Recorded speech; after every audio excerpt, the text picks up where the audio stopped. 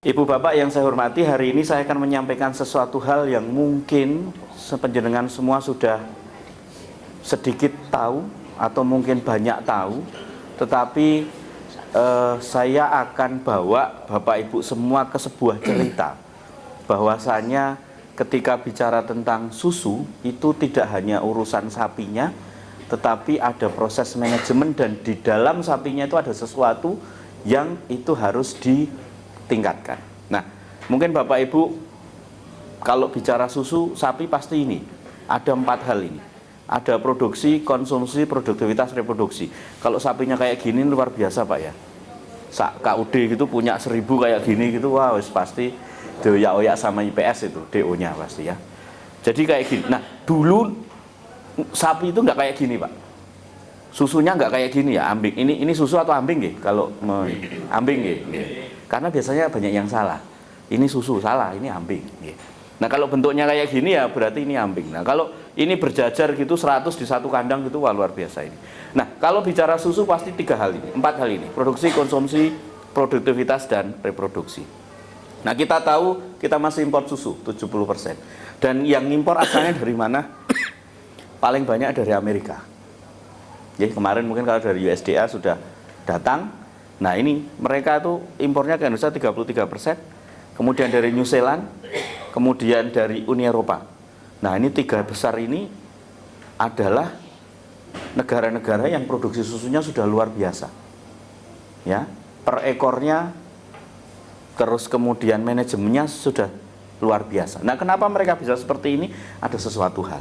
Nah Bapak Ibu, nah terkait kemudian strategi peningkatan produksi susu supaya bisa kita mengejar mereka. Ya kalau ngejar itu memang abot ya. Kalau nyamai ya kita tertinggal lebih banyak 50 tahunan. Salah satunya adalah peningkatan jumlah dan kualitas sapi perah. Jumlah itu apa? Berarti N. Sapi 1 jadi 2, jadi 3, jadi 4, jadi 5. Dan itu enggak bisa dengan cara selain dengan cara reproduksi. Enggak ada fotokopi sapi gitu Pak, terus keluar sapi kan enggak ada. Nggih, enggak ada. Itu jumlah, maaf. Nah itu jumlahnya. Nah tetapi kalau jumlah harus dibarengi dengan yang namanya kualitas. Kualitasnya itu di apa? Ada sesuatu di dalamnya. Apa itu? Menika Bapak Ibu. Nah ini teng donya mangke 2050 niku butuh 40 miliar sapi. Kalau sekarang ada 30 miliar berarti kan kurang 10 miliar nggih. Nambahin nggih napa? Tuku neng pasar. Loh pasarnya gak ono sapi ini. Kan berarti harus ditingkatkan dengan reproduksinya. Kalau bicara reproduksi berarti teknologi reproduksi. Bapak Ibu semua sudah paham. IB, ET wonten-wonten di sini, transfer embrio. Wonten-wonten, semua hampir dengan inseminasi buatan nggih. IB yang paling ini. Nah, terus IB itu sing di IB kan semennya sapi yang seperti apa? Pasti yang terpilih toh nggih.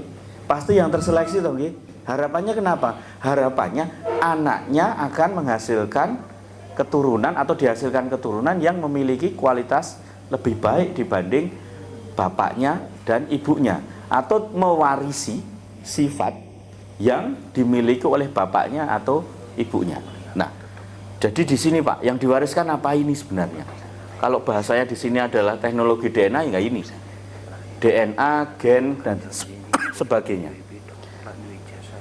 Posisi DNA itu di mana toh? Di setiap makhluk hidup itu ada. Dari tengu sampai sapi ada semua. Oke? Dari bakteri, virus, jamur, apalagi itu ada semua. Mereka memiliki ini. Dan inilah yang mengatur Bapak Ibu tentang sifat nanti atau kemampuan produksi atau apapun yang terkait dengan sapi atau makhluk hidup. Nah, kemarin mungkin Bapak Ibu sudah melihat ini. Oke? Di sapi perah itu ada 3 hal: genetik, manajemen, dan performan atau tampilan. Nah, tampilan itu kalau sing tidak diapa-apakno itu ya mung flat seperti ini, nggih, kesana dong. Tetapi tampilan atau produksi susu kalau yang diubah manajemennya dia naik. Nggih, ini sini tahun ini jumlahnya dia naik, tapi naiknya nggak cepat. Tapi ada satu hal, faktor yang kalau itu diubah kecepatannya menjadi luar biasa. Ibarat kalau motor karburatornya mungkin dikowoki gitu ya, dikowoki terus jadi. Nah itu. Nah ini Bapak Ibu, kalau genetiknya itu diowahi, jadinya pertumbuhannya atau produksinya luar biasa. Kita sudah melakukan ini, perubahan kandang sudah, perubahan pakan sudah. Tetapi sesuatu yang belum nanti dijelaskan oleh Pak Dedi adalah tentang kombinasi antara lingkungan dengan genetik. Ini yang belum. Karena hanya baru datus dari satu sisi saja. Kemudian perubahan itu mengakibatkan ini Bapak Ibu, di negara-negara maju ini semakin sana ke tahun ini produksi ini jumlah sapi makin tahun jumlah sapinya makin turun. Tetapi sebentar, walaupun jumlah sapinya turun, produksi susunya meningkat. Berarti per unit sapi produksi susunya menjadi tinggi. Yang tadinya mungkin 20 liter jadi 40 liter, jadi 60 liter dan seterusnya. Nah, efeknya apa? Efeknya adalah jumlah sapinya menjadi turun, tetapi produksi susunya menjadi tinggi. Karena di situ ada apa? Ada efisiensi. Dan ini terjadi di seluruh negara maju. Tidak terlalu kelihatan. Yang pojok sini Bapak Ibu ini di Argentina. Jadi jumlah susunya naik, ininya turun. Sebelah sini Australia juga sama. Jumlah susunya naik, populasinya turun. Sebelah sini Jerman, kemudian New Zealand. Nah ini sedikit saya cerita waktu di Jerman. Di Jerman dulu tuh saya sekolah tapi kerjaannya pergi ke RPH Pak. Dan saya bisa menyaksikan dengan mata kepala sendiri 99% di RPH itu yang dipotong adalah sapi perah betina. Karena kenapa? Berarti seluruhnya sapi perah di sana. Jumlahnya itu yang digunakan. Karena apa? Mereka untuk produksi susu, sapi perah juga untuk produksi daging. Sedikit sekali yang simental, limosin, bahkan tidak ada. 99% saya sampaikan dia adalah sapi perah. Nah, kenapa kok demikian? Ini Bapak Ibu, problemnya di sini. Lah sithik wis cuan dari kok ngopeni akeh-akeh kan gitu. Kalau di kita kan masih harus banyak. Untuk ngejar 1000 itu harus dari 100 ekor. Tapi kalau mereka ngejar 1000 mungkin cuma dari 20 ekor atau 30 ekor. Itu perbedaannya di kita. Karena kenapa? Problemnya ada di sini Bapak Ibu. Ada masalah genomik ini atau gen ini yang belum diopeni, belum diapa-apakan. Ini yang menjadi masalah di Indonesia. Pemerintah sudah, tetapi hanya dari satu sisi. Sisinya apa? Sisi jantan. Ada balai inseminasi buatan. Betinanya tidak diopeni. Baru dapat setengahnya. Nah, itu disebut dengan faktor genetik Bapak Ibu. Ini ditentukan oleh gen di dalam kromosom, di dalam sel. Kita semua punya itu, dan setiap gen itu ada variasinya. Nah, dulu sapi itu nggak langsung seperti ini Bapak Ibu. Seperti sapi yang kita punya sekarang. Dulu itu barangnya seperti ini, warnanya macam-macam, produksi susunya kurang dari 10 liter, 5 liter. Tapi ketika dia diimprove, dia naik, berubah, sampai terbentuklah sapi modern seperti kita saat ini. Ini apa yang berubah? Genetiknya. Yang berubah apa? Kalau genetiknya berubah, tampilan di luarnya juga berubah. Tadi kalau di foto yang depan tadi, dari yang ambingnya kecil, terus kemudian keturunannya menjadi ambing yang besar. Itu secara sederhana. Nah, itu semua informasinya, sifatnya ada di sini Bapak Ibu. Nah, ini mungkin nggak begitu kelihatan. Di dalamnya ini ada informasi DNA.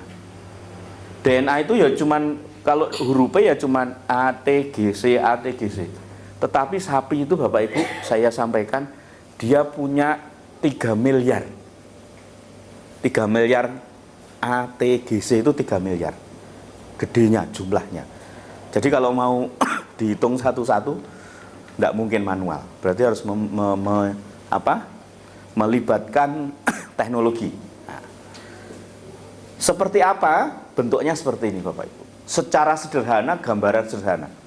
Beda genetik mengakibatkan beda performa sapinya. Nah ini contoh. Ini warnanya ungu ya, di sini ya kelihatannya nggih. Ungu, biru, orange, kuning lah. Kalau di laptop saya agak coklat.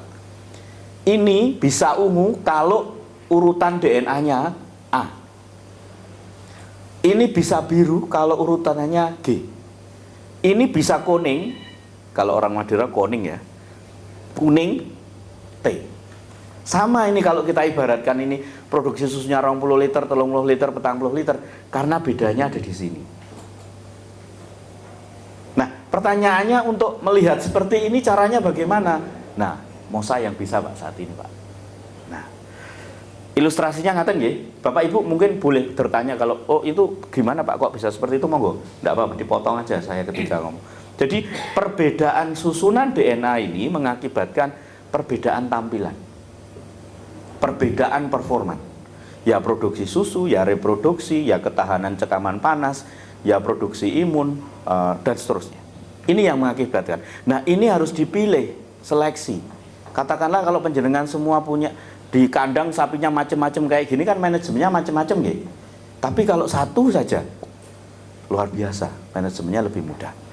Nah, ini semua dikandung di dalam DNA dan ini ada sifatnya. Nah, saat ini Ibu Bapak, sifat-sifat itu hampir sudah diketahui semua. Sehingga kita tinggal ngambil. Ini saya sampaikan petanya. Nah, tidak perlu Bapak Ibu pahami, tapi hanya saya sampaikan bahwasanya ada banyak sifat yang sudah dipetakan di sapi. Yang bertanggung jawab terhadap ini AFS ini adalah waktu pertama kali dikawinkan itu ada. Terus kemudian waktu calving is itu adalah kemudahan untuk melahirkan itu ada juga. Sehingga di sini peta tadi yang seperti ini saya sampaikan tadi, sing bertanggung jawab supaya iki gampang lahir itu neng ngendi sudah ada. Sing bertanggung jawab supaya reproduksinya apik itu di mana sudah ada. Sing bertanggung jawab untuk produksi susu yang bertanggung terhadap produksi lemak di mana sudah ada. Itu tinggal kita ngambil aja. Kita tinggal koleksi. Nah, ini Bapak Ibu tidak perlu memahami ini, biar mau saya memahami. Okay? Nah, sehingga Bapak Ibu kalau melihat sapi seperti ini, masing-masing individu ini kita tidak memiliki informasi genetik atau potensi yang berbeda-beda. Kita tidak tahu nih sapi ini berapa produksinya, ini berapa produksinya sebelum mereka melahirkan, sebelum mereka bisa diperah. Nah, kalau sejak awal kita bisa tahu, alangkah luar biasanya. Nah, ilustrasinya pripun Bapak Ibu? Semua sapi ini memiliki potensi produksi susu, tetapi ada tingkatannya. Ada yang tinggi, ada yang sedang, ada yang rendah. Ada yang resisten terhadap panas, ada yang enggak. Ada yang memproduksi lemak lebih banyak, ada yang tidak. Nah, itu baru bisa diketahui kalau penjenengan semua katakanlah memelihara pedet terus kemudian dia melahirkan. 1,5 tahun mungkin atau 2 tahun kurang lebih. Okay? Nah, apakah tidak bisa dideteksi lebih dini? Bisa. Contohnya seperti ini. Ini ada sekumpulan pedet, bisa dideteksi lebih dini, kemudian kita bisa pisahkan. Oh, ini yang baik berdasarkan produksi, ini yang kurang baik. Yang baik lanjutkan dipelihara sesuai dengan kemampuannya. Tetapi yang tidak baik ya nggak usah dipelihara, kan gitu, supaya efisien gitu.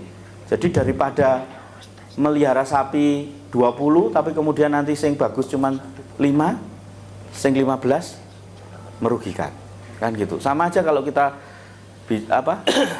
beli jeruk itu kan, jeruk manis mas, manis ya, tapi baru tahu rasanya manis kan harus dibeli, harus dikiloknya dibuka, akhirnya kecut semua kan gitu. Sama juga dengan seperti ini Pak kalau sapi. Jadi bisa diketahui dulu dari awal, bisa dilihat potensinya, gitu. Nah, ini kemudian memastikan Bapak Ibu yang terpilih ini kita harus seperti apakan. Contoh, mobil ini Pak hanya di dalam mimpi saya kalau punya Pak. Ini regane rak karu-karuan. Tetapi dia performanya apa? 0 sampai 100 km itu cuma 4,2 detik. Nggih. Tetapi dia bisa melayu seperti ini 100 km dalam 4,2 detik. Yang dalannya seperti ini. Lah coba ini dibawa di depan situ. 100 km per jam. Ya wis nabrak ya apa-apa kan gitu. Apa mungkin jalan yang naik ke kemarin saya dari Solo sini lewat Pujon yang menggak-menggok kayak gini. Ya gak mungkin Pak. Kalau yang menggak-menggok jalan gitu Avanza wae cukup Pak. Gak perlu beli kayak gini. Jadi apa? Kita punya duit, sesuaikan dengan lingkungannya. Kalau lingkungan kita hanya cukup untuk ngopeni Avanza, ya jangan paksakan kita ngopeni Lamborghini atau sebaliknya. Lah kalau punya Lamborghini, sudah punya lingkungannya, sudah tahu dari awal, ya digeber.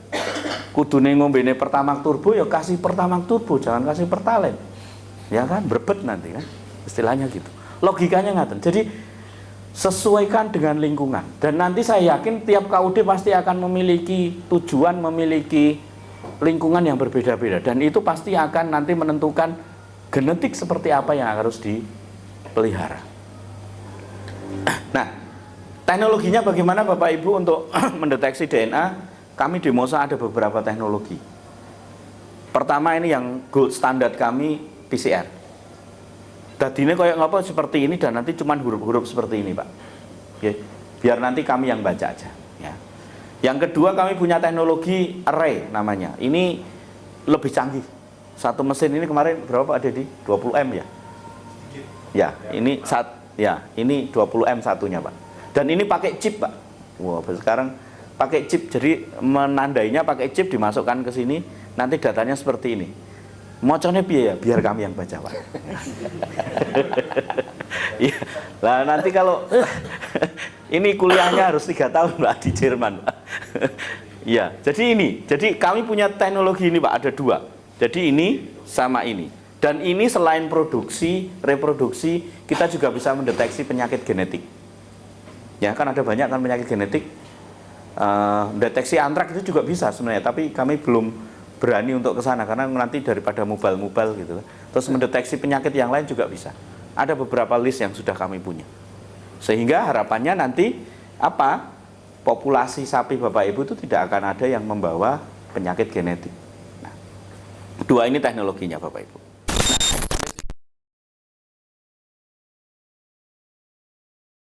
Nah,